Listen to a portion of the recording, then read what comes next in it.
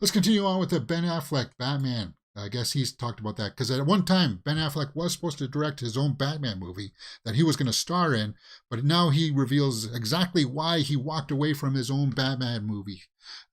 He appeared at SnyderCon. Wait a minute, there's a SnyderCon? Okay, so yeah, I guess there is, and he came in and explained why he walked away from it, and he just reiterates what we all knew and what we all kind of understood from the situation, that he was not happy with the way that the executives and like management treated Justice League. And it was a very bad experience for him going back with all the reshoots and stuff like that. That started off with Snyder. He walked away from it because of family issues and stuff, and they brought in Joss Whedon, and everything got thrown up in the air. He hated the experience. He hated the atmosphere of it. And that's sort of what he echoes here in his comments. So let's go over and take a look at this in a Q&A session where he talked about it. And this is very long, so I'll try to just, take a look at some of the highlights of this. Quote, "There was a whole elaborate plan which would take up too much time now, and some of which I may have forgotten. I always liked that character and talked to Zach about that.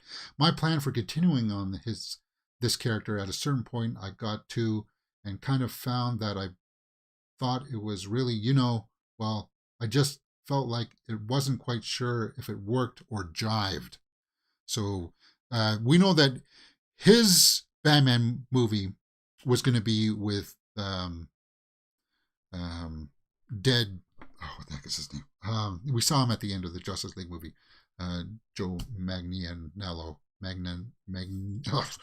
Sorry, I'm butchering his last name. Deathstroke. So, yeah, Deathstroke. Why am I forgetting people's names?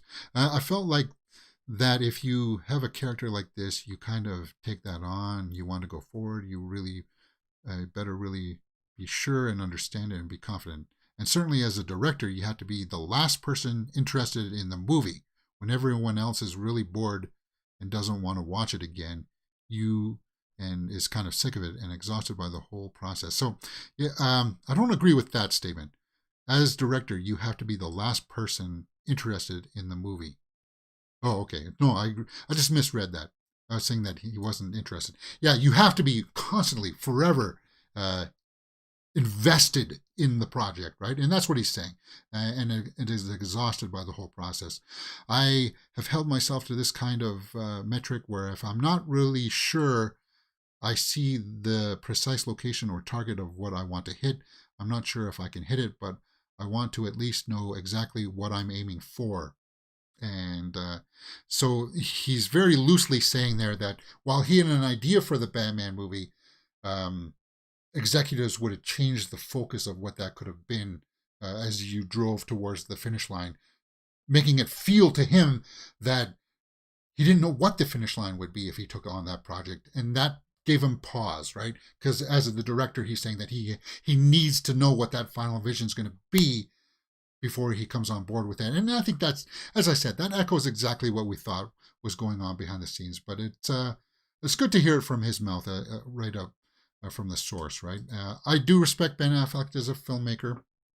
I was somebody who didn't want to go out and see Air, but I did, and I liked it. He did a very good job in that, both directing and acting in it.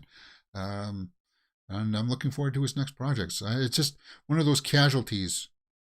I would have loved to have seen that Deathstroke Batman movie with him carrying it on. But as he said there was some big plans that would have gone into the next Justice League movie and stuff like that too. Huge plans. And now because the Snyderverse, I think it's officially, collectively for us to say that the Snyderverse is dead. There's no chance of it coming back. We know that now, that the Flash movie and Aquaman 2 are going to be like the final send-offs of the Snyderverse, because the Flash movie is supposed to like reset everything, right? So what do you think about the Ben Affleck storyline there? I think that's, the way it should go. A Weaver says Ben understands the importance of good writing. Yeah, he does. Exactly. And that's something else too in his works there, that the constant changing of direction with studio executives. I thought about this morning too. Okay, fine. Yeah, you're the people with the money. You're the ones financing this thing. But like, if I were that person and I was just kind of like, oh, yeah, I can invest $1 million, or, I can put $5 million of my own money into the upcoming Avengers movie. Fine. I would never expect to say that, oh, but because I'm putting in my $5 million, I want to be able to say that, you know what? I know she doesn't want to do it anymore, but I want Black Widow in this movie. What? The script doesn't even say that she's going to be in it. Oh, but I'm putting $5 million in, so I get a say in it. Like, no. I would understand my function as an executive. I'm putting in the money. I'm hiring actors and directors and producers to make the product. And I hire those people. I trust those people that are being hired to create that vision without my influence. But right now, you get the impression that the studio executives are kind of like, on any given day, will come in and say, well, wouldn't it be nice if we did this instead? like in the 0 hour of film making, right? And like we're 2 weeks away from the premiere, and it's like, wouldn't it be nice if we just changed this up a little bit here? We kind of like, I understand that that's the filmmaking process. James, you don't know how that works. It happens all the time. Yeah, I get that, but it's kind of like there's a self-righteousness to it, the ego-ness of it that taints things at times, and it oozes out of certain projects, for sure. That's what I'm getting at. Okay, let's have some fun. The Met Gala was last night.